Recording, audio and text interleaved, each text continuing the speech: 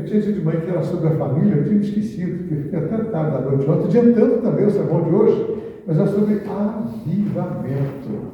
Eu ainda não tinha pregado aqui sobre avivamento. Então hoje nós vamos conversar já esse primeiro sermão sobre avivamento. Não vou pegar a sequência ainda não, mas vamos na medida do possível trazendo. Então, hoje a necessidade de avivamento, baseada em Ezequiel, né? E a palavra já está lá no texto também, a Rebeca vai soltando para nós, o dia que nós vamos ler, depois nós vamos acompanhando, tá bom? A mão do Senhor veio sobre mim, e o Espírito do Senhor me levou a um vale cheio de ossos. Ele me conduziu por entre os ossos que cobriam o fundo do vale, espalhados por toda parte e completamente secos.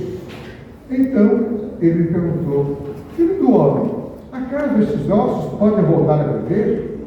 Respondi: ó soberano Senhor, tu sabes. Então ele me disse: profetize a estes ossos e diga: ossos secos, ouçam a palavra do Senhor. Assim diz o Senhor soberano: soprarei meu espírito e os trarei de volta à vida. Porei carne e músculos em vocês e os cobrirei com pele, darei fôlego a vocês e voltarão à vida. Então saberão que eu sou o Senhor. Assim anunciei esta mensagem como ele me havia ordenado. De repente, enquanto eu profetizava, ouviu-se em todo o vale um estrondo, ou seja, um barulho de ossos batendo uns contra os outros, e os ossos de cada corpo estavam se juntando. Então, enquanto eu observava, músculos e carne se formaram sobre os ossos. Em seguida, pele se formou para cobrir os corpos, mas ainda não respiravam. Então ele me disse: filho do homem, profetize aos ventos, anuncie-lhes uma mensagem, diga: assim diz o Senhor soberano, ó fôlego, venha dos quatro ventos, sopre nesses corpos mortos, para que voltem a viver. Anunciei a mensagem como ele me havia ordenado, e o Espírito entrou nos corpos. Todos eles voltaram à vida e se levantaram e formavam um grande exército. Amém? Vamos lá. Pai, tu sabes da nossa alegria diante da tua palavra.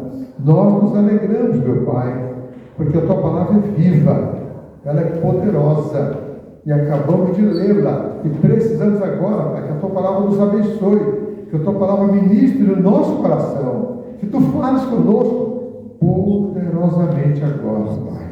Venha nos abençoar, venha nos edificar, venha nos alimentar e venha nos orientar com a tua palavra. Pai, o nosso coração está aberto, está pronto para receber a tua palavra. Em nome de Jesus. Amém.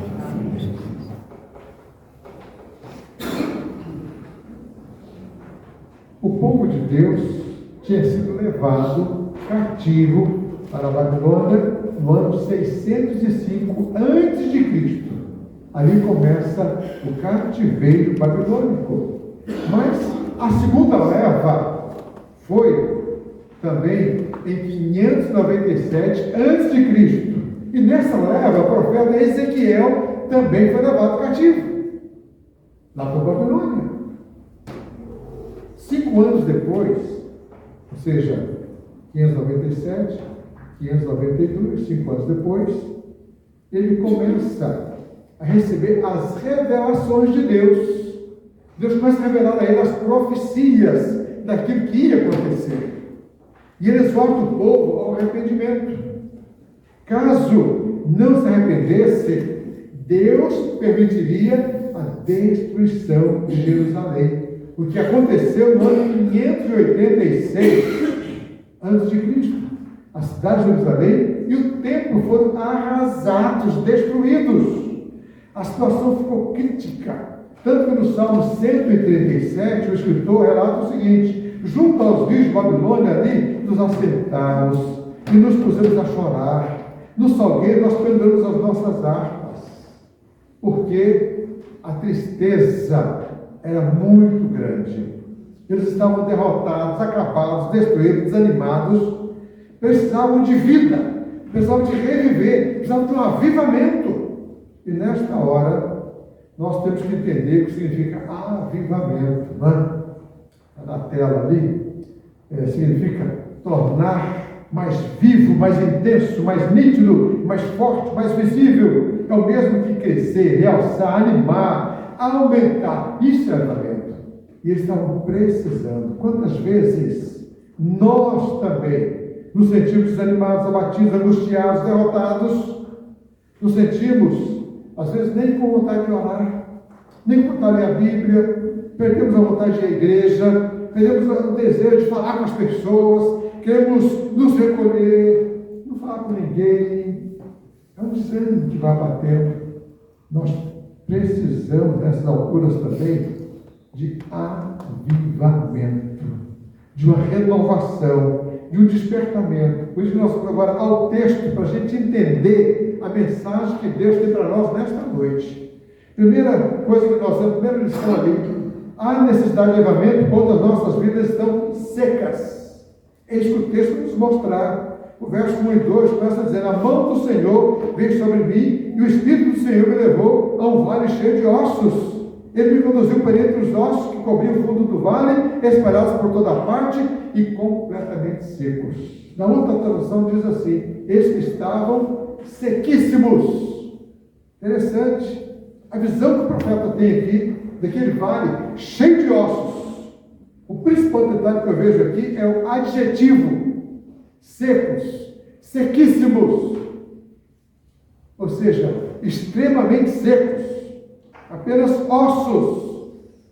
E Deus dá a interpretação da visão. No verso 11, né? Nós temos a interpretação da visão. Então, ele me disse: filho do homem, esses ossos representam todo o povo de Israel. Eles dizem: tornamo-nos ossos velhos e secos, não há mais esperança. A nossa nação acabou. Essa era a visão que eles tinham.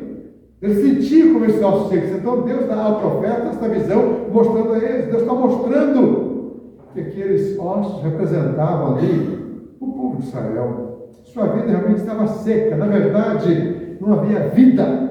Eles estavam mortos espiritualmente. O culto para eles não tinha mais sentido. Não passava de obrigação. Eles promoviam grandes festas, cantavam, traziam grandes ofertas. Mas Deus não se agradava daquelas ofertas, nem daquele culto, né? Deus não agradava da vida deles, porque não havia ali sinceridade, não havia motivação, a motivação deles estava errada, não tinha compromisso de vida, não havia no meio deles justiça, não havia seriedade, o povo estava brincando com Deus, e Deus não aceitava aquele culto, aquelas festas, aquela dedicação, aquelas ofertas. Havia ali sequidão na vida deles. Quando Deus olha para a igreja de hoje, para a nossa igreja, o que é que Deus tem visto?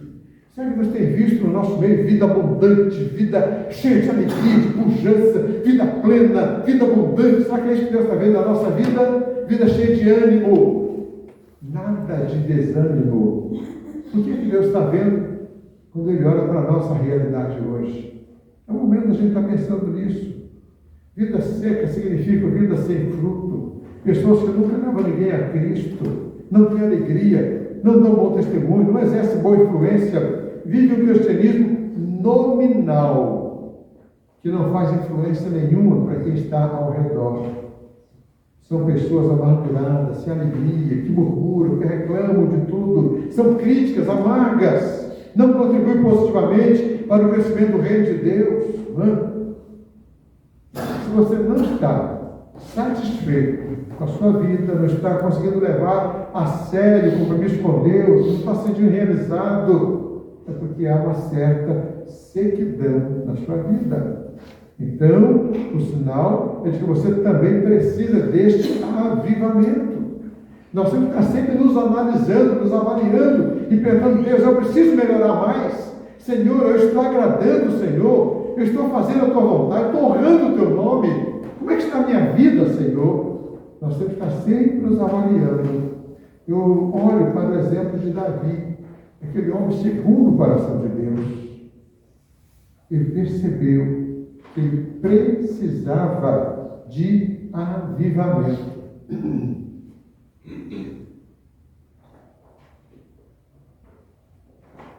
E lá no Salmo 32, meus irmãos, nós vamos ver ali a experiência de Davi. Quando ele percebe a condição dele, a situação dele, ele se volta para Deus, ele faz esta oração. Como é feliz aquele cuja desobediência é perdoada, cujo pecado é coberto. Sim, como é feliz aquele cuja culpa o Senhor não leva em conta, cuja consciência é sempre sincera. Enquanto eu me recusei a confessar o meu pecado, o meu corpo definhou. Eu gemia o dia inteiro. Dia e noite a tua mão pesava sobre mim. A minha força evaporou como água no calor do verão. Finalmente confessei a ti os meus pecados. Eu não escondi mais a minha culpa. Eu disse comigo: confessarei ao Senhor a minha rebeldia, e tu perdoaste toda a minha culpa. Essa foi a oração de Davi. Essa foi a atitude dele. Percebeu o estado que eu estava vivendo. Ele falou: eu não posso continuar assim. Eu tenho que melhorar. Eu tenho que buscar a presença de Deus. Eu preciso me levantar. Davi confessou a sua sequidão espiritual.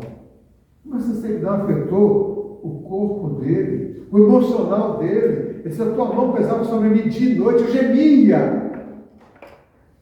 Eu me definhava.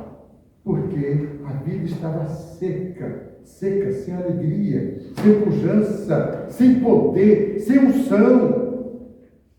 Ele diz aqui: quando eu me recusei a confessar o meu pecado, meu corpo definhou, eu gemi o dia inteiro, dia e noite, a tua mão pesava sobre mim. Ele toma a decisão mais acertada possível. Ele diz ali: ó, finalmente confessei a ti todos os meus pecados, eu não escondi a minha culpa. Foi a partir dali, meus amados, que Davi se torna o homem segundo o coração de Deus.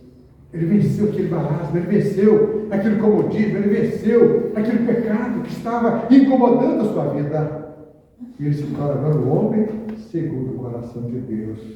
Ele tomou atitude ali. Ele percebeu que precisava de avivamento. É isso que Deus espera de cada um de nós. Cada um se avaliando, cada um se analisando, cada um olhando para si, cada um olhando para o seu coração, para a sua mente, para dentro de si, e perguntando: Senhor, o Senhor está satisfeito comigo? Eu estou te agradando? Eu estou fazendo a tua vontade? Senhor, como é que está a minha vida? Senhor, eu estou precisando deste avivamento, Senhor, deste despertamento espiritual. Qual a sua avaliação? Como é que nós podemos avaliar a nossa igreja? Será que a nossa igreja precisa também? Será que nós temos tido alguns momentos de sequidão nos nossos cultos, na nossa devocional em casa, na nossa família? Será que nós temos produzido frutos dignos diante de Deus para honrar o nome dele? Ou nós precisamos de um avivamento? A segunda lição, meus irmãos, está no verso 4. Aqui nós lemos: então ele me disse: profetize a esses ossos e diga: ossos secos, ouçam a palavra do Senhor. A necessidade de avivamento nos leva a ouvir a palavra do Senhor. Nós vimos, irmãos, que esses ossos representavam o povo de Israel. E a avaliação que Deus fez é que eles estavam completamente secos, ou seja, com aquele adjetivo: sequíssimos, muito secos, extremamente secos. Assim era a vida daquele povo de Israel. Precisavam de vida, precisavam de um avivamento, de um despertamento. Para isso, eles precisavam ouvir a palavra de Deus. Ossos secos, ouçam a palavra do Senhor. É isso que Deus estava dizendo. É importante notar que todo avivamento começa com a palavra de Deus. Por isso que ele ordena aqui ao profeta: profetiza sobre esses ossos. E depois ele se dirige aos próprios olhos dizendo: ossos secos, ouçam a palavra do Senhor. Meus amados, é um apelo da palavra de Deus para nós. levarmos a sério a palavra de Deus. Não é? Quando Deus fala conosco, Deus fala no nosso coração, para mudança de vida, para uma busca mais intensa, para uma comunhão mais íntima com Deus, mais intimidade com Deus. Eu me lembro do testemunho do rei Josias. Eu, como disse há pouco dia, minha amada, nós estamos lendo os 2 livros de reis. Estamos lendo juntos, meditando, refletindo, e a gente vê lá que o rei tal fez aquilo que Deus reprova. Mas quando chega lá em Josias, diz lá que ele fez o que Deus aprova, mais do que todos os seus antepassados e mais do que todos os seus futuros, né, que viriam, os seus descendentes. Mais que seus ancestrais e mais que seus descendentes. Ele estava sendo aprovado por Deus. Mas como é que tudo começou na vida dele? Começou um verdadeiro despertamento, um avamento na vida dele. E nós vamos ver isso no livro de Crônicas. Né? Ali, no capítulo 34, nós lemos assim: Ilquias, que era o sumo sacerdote, né, disse a Safã, secretário da corte: encontrei o livro da lei no templo do Senhor. E ele entregou o livro a Safã. Este também disse ao rei: o sacerdote Ilquias me entregou o livro, me entregou um livro. E Safã leu o livro para o rei. Quando o rei ouviu o que estava escrito no livro da lei, rasgou as suas vestes, rasgou suas roupas. Esse ato de rasgar as roupas era um ato de contrição, de tristeza, de abatimento, de rendimento diante de Deus. Uma postura, se rendendo diante de Deus, arrependido ali, mostrando que o seu interior estava sendo profundamente tocado pela palavra de Deus. Deus usou a atitude de Josias para começar um verdadeiro avivamento naquele povo que estava seco, que estava sequíssimo, que estava sem vida, que estava longe de Deus, vivendo fora dos propósitos de Deus. E o verso 34, o capítulo 34, a partir do verso 31, começa dizendo: o rei tomou seu lugar de honra junto à coluna e renovou a aliança na presença do Senhor. Comprometeu-se a obedecer ao Senhor e a cumprir os seus mandamentos, os seus preceitos e decretos de todo o coração e de toda a alma. Prometeu cumprir todos os termos da aliança escritos no livro e exigiu o mesmo de todos em Jerusalém e do povo de Benjamim, os habitantes de Jerusalém, que fizeram essa promessa e renovaram a sua aliança com Deus, o Deus dos seus antepassados. Foi ali um acerto com Deus. Primeiro o rei se acertando com Deus, colocando sua vida no altar do Senhor, e depois ele convocando todo o povo que também renovou a sua aliança, se arrependendo e se convertendo, se colocando diante de Deus para cumprir o propósito de Deus na vida deles. O povo se consagrando, o povo se dedicando ao Senhor. A história nos mostra, meus irmãos, que vários avivamentos sempre começaram com a palavra de Deus.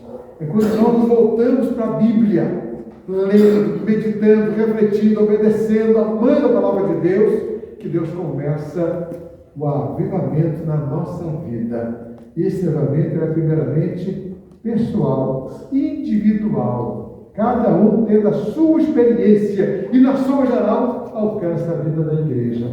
Mas começa comigo, com você, com cada um de nós. Quando eu olho para a história, eu vejo lá em Antioquia, Deus começa um avivamento naquela igreja. Pela primeira vez na história surge o nome cristão. Eles são chamados cristãos ali. E aí o trabalho crescia tanto, havia uma vida tão abundante na igreja, que chamaram Barnabé. E Barnabé chega e o trabalho era tão grande que ele vai buscar Paulo para ajudar, porque Deus estava se movendo no meio deles, e aquele mover de Deus gerou a primeira viagem missionária, e depois a segunda, e a terceira, e o evangelho foi espalhando por todo mundo daquela época, por causa daquele avivamento que começou em Antioquia. Depois nós vemos também lá na Inglaterra, os irmãos Wesley começam a criar grupos de estudo bíblico e aquilo gera um poder tão tremendo lá na Inglaterra, que a Inglaterra foi tomada por um grande avivamento que abalou a nação. Prisões ficaram vazias, bares se fecharam, prostíbulos fecharam, porque havia conversões em massa, aquela sede de Deus, o povo buscando a Deus, e o povo se rendendo diante de Deus.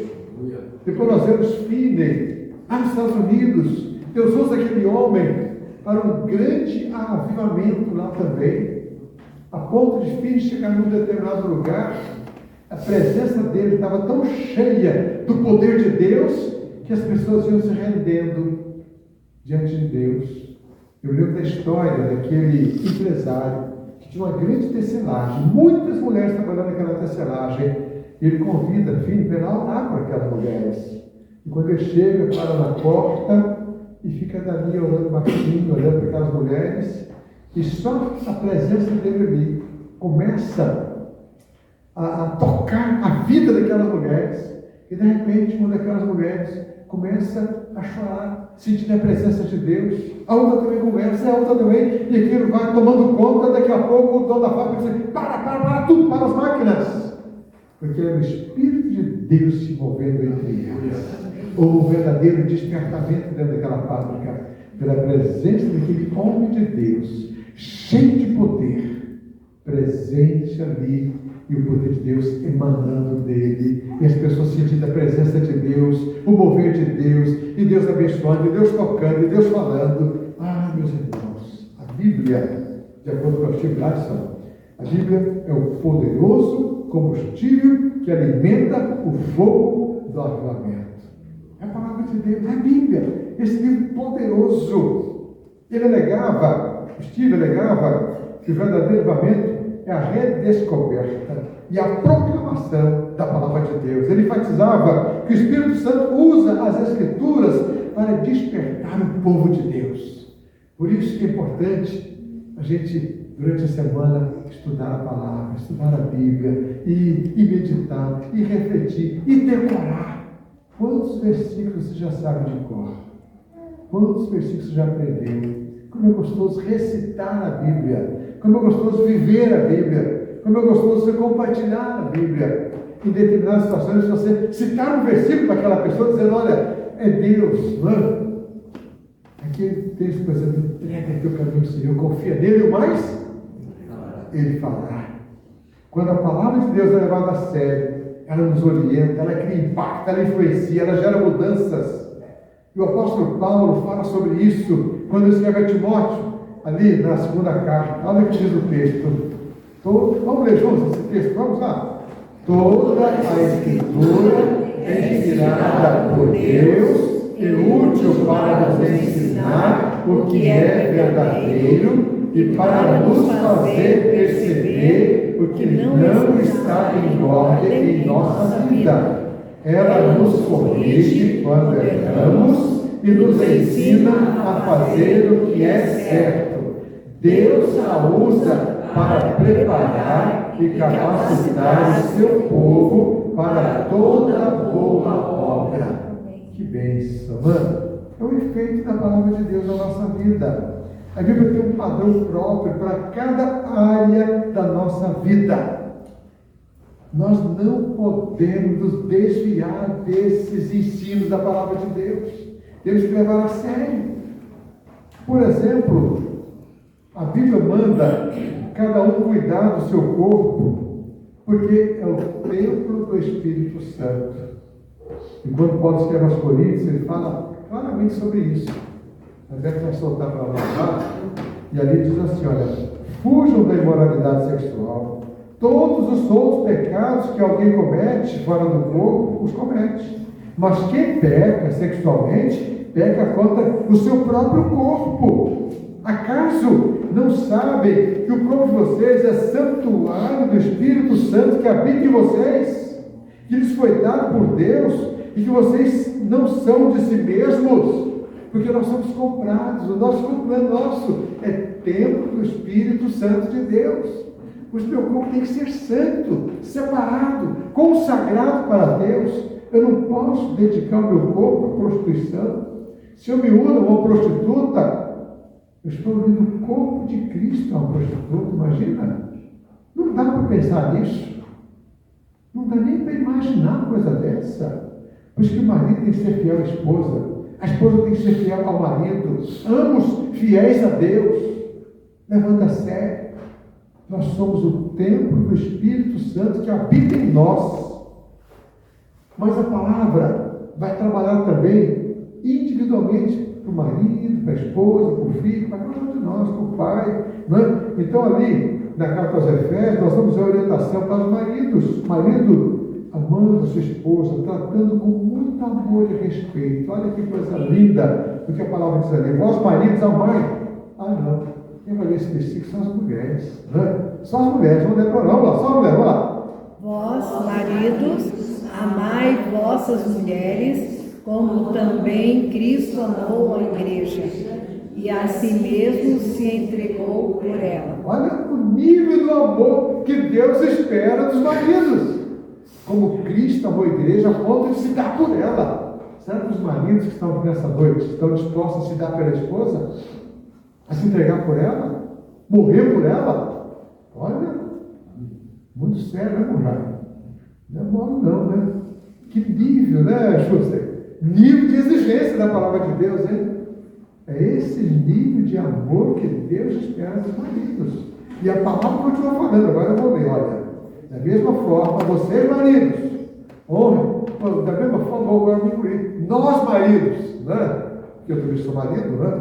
Mas a palavra está dizendo vocês, né? Mas eu estou falando para nós maridos, honrem sua esposa, seja compreensivo no convívio com ela, pois ainda que seja mais frágil que vocês, ela é igualmente participante da dádiva de nova vida concedida por Deus.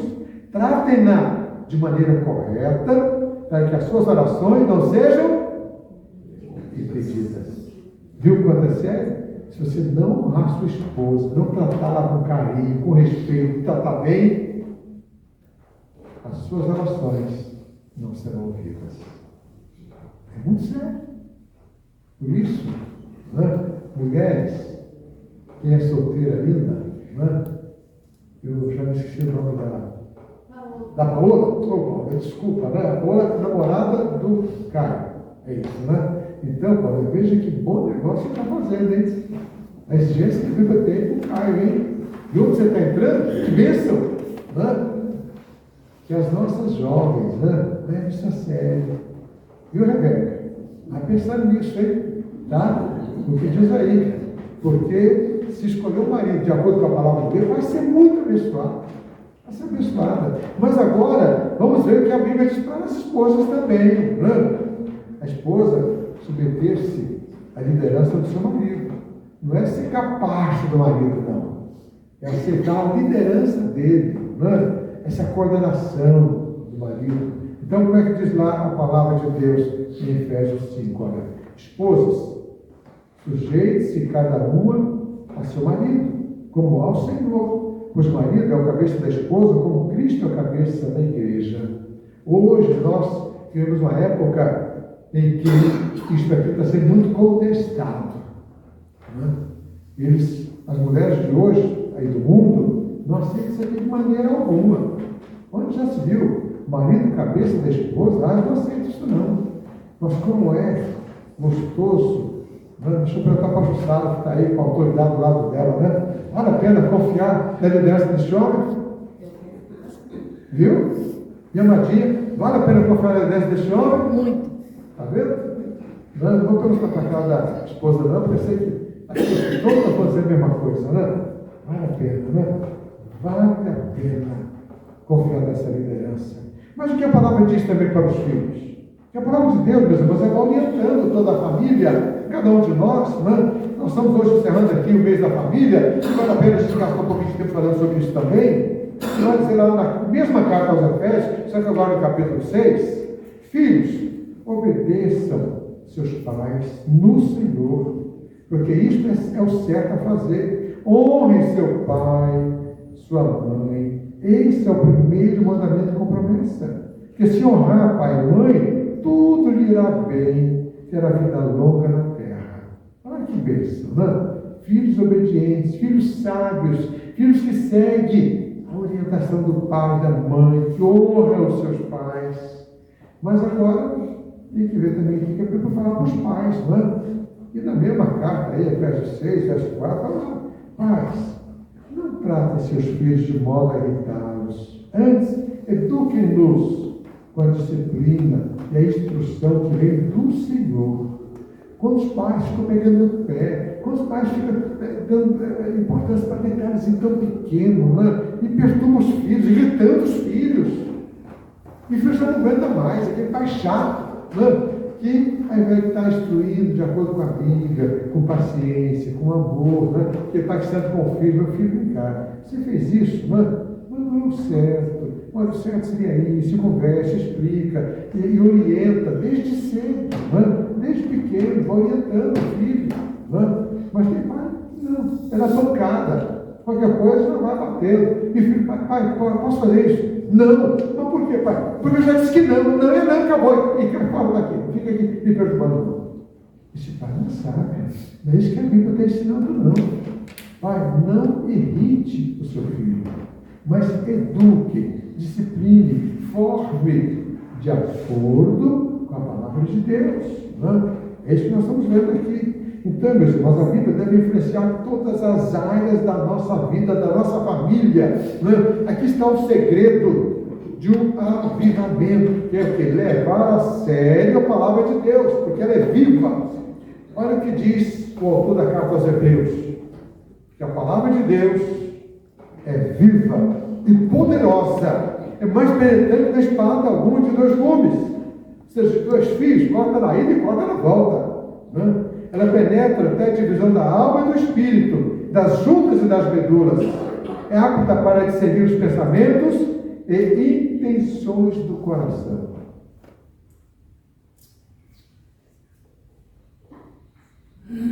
Esta é a palavra de Deus. Então o Espírito Santo é quem envia o verdadeiro avivamento. Mas a palavra de Deus é que mantém este fogo ardendo. Né? O avivamento desperta um grande amor e interesse pela palavra de Deus. Tanto que Jesus, na oração sacerdotal, ele orou dizendo: santifica-os na verdade. A sua palavra é a verdade. Santifica-os na verdade. A tua palavra é a verdade. Então, quando nós lemos a palavra de Deus, quando nós lemos a Bíblia, quando nós nos aproximamos da Bíblia, nós aprendemos da Bíblia, mais santos nós nos tornamos, mais puros, mais consagrados, mais avivados, mais abençoados, mais despertos. Como é gostoso nos aproximar da palavra de Deus. Então, meus irmãos, quando há esse avivamento, há amor pela palavra de Deus, há busca pela palavra de Deus. E aí, meus irmãos, nós vemos a terceira lição, que está a partir do verso 5 e verso 6, né? A necessidade de avivamento nos leva a depender do Espírito Santo. O verso 5 começa dizendo: assim diz o Senhor Deus a estes ossos: eis que farei entrar o Espírito em vós e vivereis, porei músculo sobre vós, farei crescer carne sobre vós, e sobre vós estenderei pele, e porei em vós o Espírito e vivereis. Que texto mais lindo! Aquela nação que estava morta, seca, sequíssima, recebe agora essa palavra, essa promessa de Deus. Por quê? Sem Espírito Santo não há avivamento. Avivamento é obra do Espírito Santo, não de homem algum. Nenhum homem pode produzir avivamento. É obra direta do Espírito Santo no coração de cada crente. É por isso que Jesus disse: o vento sopra onde quer. Não sabemos de onde vem nem para onde vai, sabemos que o vento está soprando. E no Antigo Testamento, o termo ruá era traduzido como vento, fôlego ou espírito. Por isso, no dia de Pentecoste, veio um som como de um vento impetuoso, um vento terrível, era um som. E com aquele vento, com aquele som, o Espírito Santo desceu, foram todos encharcados do poder do Espírito Santo. Naquele ambiente. Ali veio um avivamento. E naquela noite, mais de 3.000 se converteram. Porque avivamento é isso. Traz arrependimento, mudança de vida, contrição, busca da presença de Deus, amor pela palavra de Deus. Então, meus irmãos, o Espírito Santo, ele vem como um vento impetuoso. E aqui ele sopra sobre aquele vale de ossos secos, que eram sem vida, que eram inúteis. Houve, o texto diz que houve, uma tradução diz que houve estrondo, outra tradução diz que houve um barulho. Por quê? Eram ossos se juntando e formando esqueletos. E depois o texto vai dizendo que daqueles esqueletos começaram a surgir músculos. E sobre aqueles músculos começa a surgir pele. E daqui a pouco havia corpos perfeitos. Mas o que é que faltava? Faltava vida. Eram apenas corpos sem vida.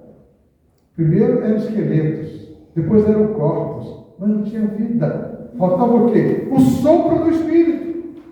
Quantos crentes hoje não passam de esqueletos? Vidas secas, sem poder, sem alegria, sem frutos e sem desejo de crescer, de vir à casa de Deus, de estar na presença de Deus, de estar na comunhão do povo de Deus, de adorar a Deus. Falta vida. São apenas esqueletos que falta neles o sopro do Espírito Santo. Meus irmãos, quando vem o sopro, aí muda a aparência, aí muda a vida, e aí vem vida abundante. Por isso que os versos 9 e 10, né, nós vamos ver ali a ação do Espírito Santo soprando naqueles cadáveres, trazendo vida, e ele se põe agora em pé.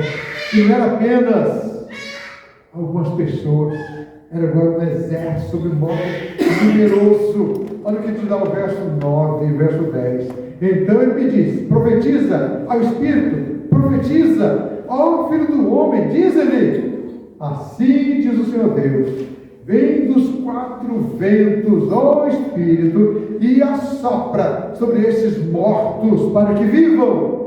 Profetizei como ele me ordenara, e o Espírito entrou neles, e viveram, e se puseram em pé, e era agora um exército sobre modo numeroso. Oh, meus irmãos, aqui que eu vejo o retrato da nossa igreja.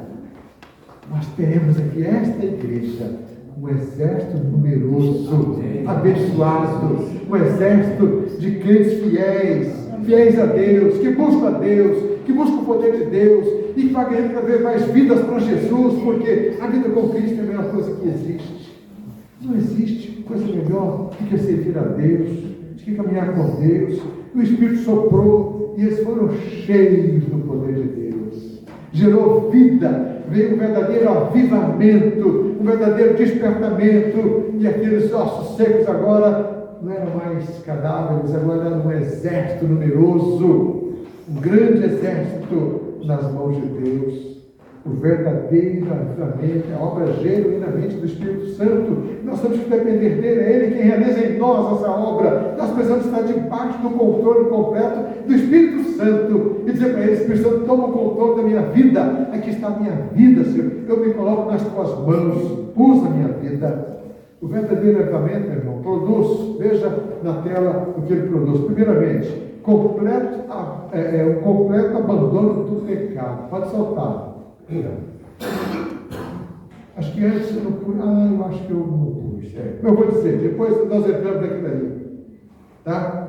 Completo abandono do pecado. Uma entrega total no altar do Senhor. Oração perseverante. Pessoas têm prazer de orar, de buscar a Deus. comprometimento com a palavra de Deus e paixão pelas almas. Todos os avivamentos que aconteceram na história tinham isso aqui. E agora tem aquela imagem ali, a Universidade de Augsburg. Ali, meus irmãos, em 2023, essa verdade ficou famosa. Por quê? Houve ali o mover de Deus. Toda quarta-feira de manhã, eles realizavam ali um culto na capela da universidade. Uma universidade cristã. Mas, num determinado dia, lá na quarta-feira, em 2023,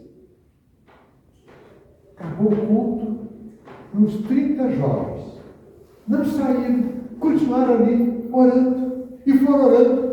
E o Espírito de Deus começou a se manifestar no meio deles, e houve uma comoção tão grande, que outros começaram a vir, e aquilo foi crescendo, a capela encheu, e aquilo varou a noite, e ninguém foi embora.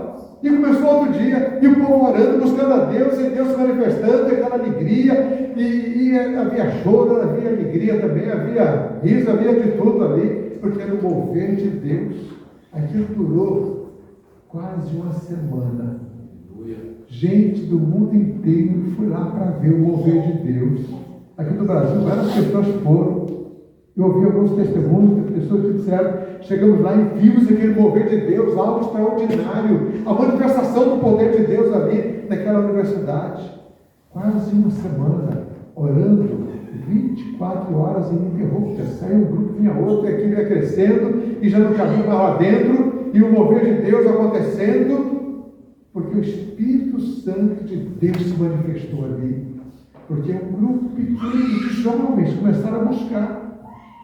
O Espírito de Deus se manifestou na vida deles. Ah, meus irmãos, como eu anseio de ver aqui na nossa igreja um grupo de jovens também buscando a Deus, servindo a Deus, honrando a Deus aqui no nosso meio. É o meu sonho. Eu desejo um dia ver isso aqui. Nem que eu não esteja aqui, mas eu venho para ver. Porque essa é a vontade de Deus, esse é o desejo de Deus. E nós estamos começando no dia 5, reunião online. O Caio e a Paola já estão convidados. Eu já pedi para passar o contato de vocês, para eu mandar mensagem para vocês, para eu contar de vocês, para a gente estar reunindo aquele dia, para o nosso primeiro contato online dos nossos jovens, para a gente começar a orar uns pelos outros, para Deus abençoar essas vidas.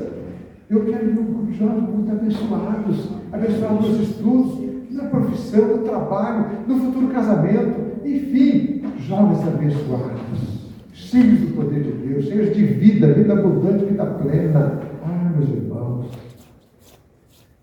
todo avivamento normalmente começa com os jovens. Os jovens têm mais disposição, mais desejo de buscar a Deus. Os mais velhos são um pouco mais acomodados. Mas jovem não, jovem paga o preço e vai. Então, depois os mais velhos vão se juntando também, porque Deus vai movendo e vai chamando, mas começa a ser com os jovens. Por isso que nós temos que ter jovens aqui na igreja. Uma juventude animada, bonita, pujante. E Deus vai nos dar. Eu creio nisso. Então, irmãos, eu sinto que a nossa igreja precisa desse avivamento. A necessidade do avivamento. É isso que nós estamos vendo. Nós vimos ali, pode soltar, o próximo, Nós vimos ali que a necessidade de avivamento, quando nossas vidas estão secas. Quando nós olhamos para nós mesmos, reconhecemos que nós precisamos. Nós precisamos de avivamento.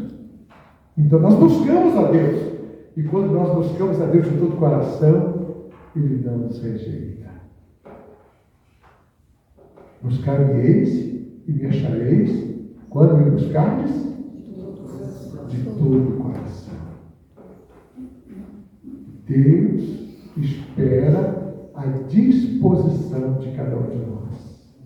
Essa necessidade nos leva a ouvir a palavra de Deus, que nos toca, e que nós podemos continuar cada vez mais buscando a presença de Deus, a palavra de Deus. Mas essa necessidade nos leva a depender cada vez mais do Espírito Santo de Deus.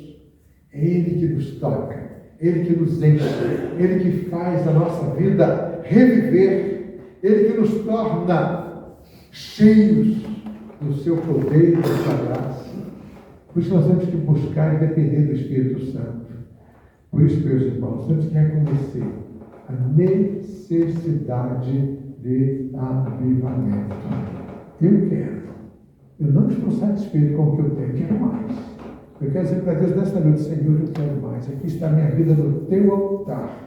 No teu altar, Senhor, eu coloco a minha vida diante do Senhor, porque eu quero mais do teu poder, eu quero mais da tua graça, eu quero mais da tua bênção na minha vida, Senhor. Eu quero ter uma vida mais poderosa, mais pujante, de mais alegria, de mais frutos da tua presença. Eu quero. Você quer também? Você deseja?